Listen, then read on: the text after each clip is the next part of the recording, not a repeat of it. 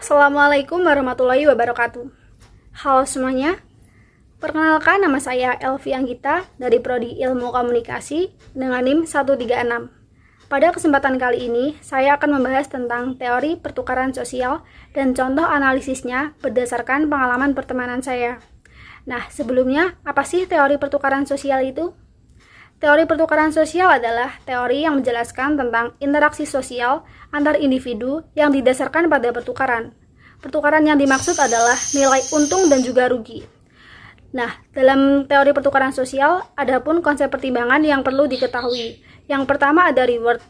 Reward adalah hal positif apa saja yang telah kita berikan selama menjalin sebuah hubungan, entah itu berupa dukungan, kasih sayang, ataupun perhatian. Nah, yang kedua ada cost. Cost adalah sebuah pengorbanan yang memang sudah seharusnya kita berikan ketika menjalin sebuah hubungan, entah itu berupa uang, waktu, ataupun lain sebagainya.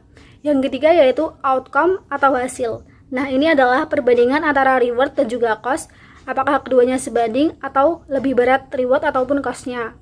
Nah, dan yang keempat yaitu comparison level alternatif. Comparison level alternatif adalah apakah terdapat alternatif hubungan lain yang mungkin lebih baik dari hubungan yang kita jalani saat ini. Nah, yang terakhir yaitu comparison level. Comparison level adalah harapan atau ekspektasi yang telah kita rencanakan sebelumnya berdasarkan pengalaman-pengalaman di masa lalu. Nah, selanjutnya saya akan menjelaskan contoh analisis teori pertukaran sosial berdasarkan pengalaman pertemanan saya. Nah, jadi di sini saya memiliki salah satu teman dekat pada saat SMA. Sebut saja namanya Kia, di mana pertemanan kami sudah terjalin selama kurang lebih 3,5 tahun. Pertemanan kami bermula ketika kami duduk di bangku kelas 10 SMA, di mana pada saat itu teman saya Kia ini meminta saya untuk duduk di dekat dia pada awal masuk sekolah. Nah, kedekatan kami mulai terjalin, di mana kami mulai pergi ke kantin bersama, makan bersama, dan juga mengerjakan tugas bersama. Nah, kedekatan pertemanan kami berlanjut ketika kami duduk di bangku kelas 11 SMA, di mana kami menjadi sering pergi keluar bersama.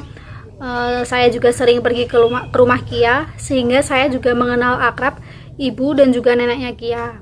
Nah, kami berdua juga memiliki beberapa selera yang sama, seperti selera musik, selera makan, dan kami berdua sama-sama menyukai membaca cerita fiksi.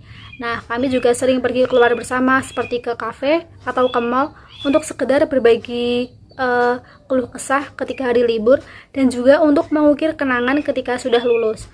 Nah, meskipun saat ini saya dan juga Kia sudah jarang bertemu, namun pertemanan kami masih berlanjut, di mana kami masih menjaga komunikasi melalui chat di WA atau sekedar berbagi postingan-postingan lucu di media sosial.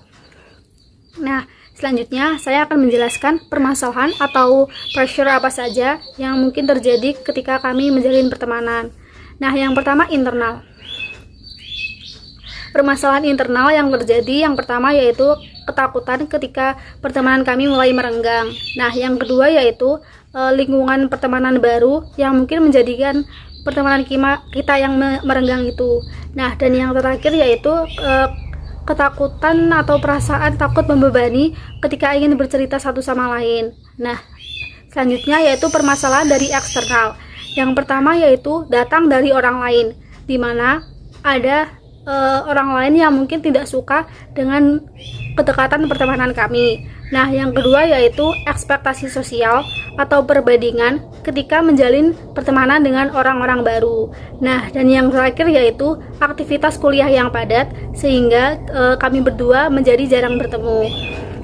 Nah, untuk mengatasi permasalahan tersebut, kami melakukan beberapa hal, yaitu seperti saling memahami satu sama lain, bahwasanya kami juga sudah memiliki kesibukan masing-masing.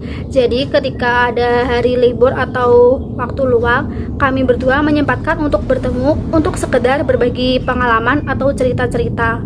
Nah, untuk permasalahan ketika ada orang lain yang mungkin tidak suka dengan hubungan pertemanan kami tidak mempermasalahkan hal tersebut, karena hal tersebut tidak merugikan kita dan juga orang tersebut. Nah, selanjutnya saya akan menjelaskan analisisnya berdasarkan teori pertukaran sosial. Nah, yang pertama ada reward. dalam pertemanan kami, reward yang telah sama-sama diberikan yang pertama yaitu dukungan secara emosional, di mana kami sama-sama saling mencurahkan isi hati satu sama lain, entah itu soal kehidupan atau soal percintaan. Nah, yang kedua yaitu kesamaan minat dan juga hobi. Seperti yang saya katakan tadi, bahwasanya kami berdua memiliki beberapa selera yang sama, jadi kami berdua tahu kesukaan masing-masing, sehingga ketika hari ulang tahun tiba, kami juga sering bertukar kado. Nah, dan yang terakhir yaitu rasa aman dan nyaman. Rasa aman dan nyaman ini muncul karena kami berdua tidak pernah merasa bersaingan satu sama lain. Justru kami berdua saling mendukung satu sama lain untuk hal-hal apa saja yang ingin dilakukan. Nah, selanjutnya yang kedua ada kos atau pengorbanan yang sama-sama kami berikan, yaitu berupa uang dan juga lokasi jarak rumah. Nah, untuk waktu, jadi kan setelah lulus sekolah kami jarang bertemu, sehingga ketika ada waktu luang kami menyempatkan untuk bertemu untuk sekedar berbagi pengalaman atau cerita. Nah, untuk permasalahan atau pengorbanan tentang lokasi jarak rumah, jadi lokasi jarak rumah kita lumayan berjauhan. Jadi ketika kita meluangkan waktu, meskipun lokasi jarak rumah kita jauh, kita tetap menyempatkan untuk bertemu. Nah, selanjutnya yaitu outcome atau hasil. Nah, perbandingan dari reward dan juga cost kami lebih besar di reward ya. Jadi hal ini terlihat bahwasanya pertemanan kami berdua banyak hal-hal positif, di mana kami saling menghargai satu sama lain, sehingga perbandingan reward lebih besar daripada cost. Nah, yang keempat yaitu comparison level alternatif. Nah, dalam hal ini mungkin tidak ada alternatif hubungan lain yang mungkin lebih baik dari pertemanan kami, karena kami sama-sama saling menghargai satu sama lain. Jadi ketika menjalin pertemanan dengan orang lain pun rasanya berbeda. Nah, dan yang terakhir yaitu comparison level. Nah, dalam hal ini pertemanan kami sudah mungkin melebihi ekspektasi kami ya, karena meskipun sudah lulus sekolah, pertemanan kami juga masih berlanjut dan jauh dari kata asing. Nah, kami juga saling memiliki rasa aman, nyaman, bahagia, saling dihargai, saling dimengerti ketika menjalin pertemanan. Nah, jadi ekspektasi pertemanan kami sudah terpenuhi dalam hal ini. Nah, berdasarkan pengalaman pertemanan saya tadi, dapat diketahui bahwasanya sebuah hubungan pertemanan akan terjalin dengan baik apabila komunikasi yang kita lakukan juga dijaga dengan baik. Selain itu, pentingnya saling memahami satu sama lain dalam sebuah pertemanan agar tidak ada pihak-pihak yang merasa dirugikan dalam menjalin sebuah pertemanan. Nah, mungkin itu saja yang dapat saya sampaikan pada kesempatan kali ini. Jika ada salah kata, saya mohon maaf. Terima kasih. Wassalamualaikum warahmatullahi wabarakatuh.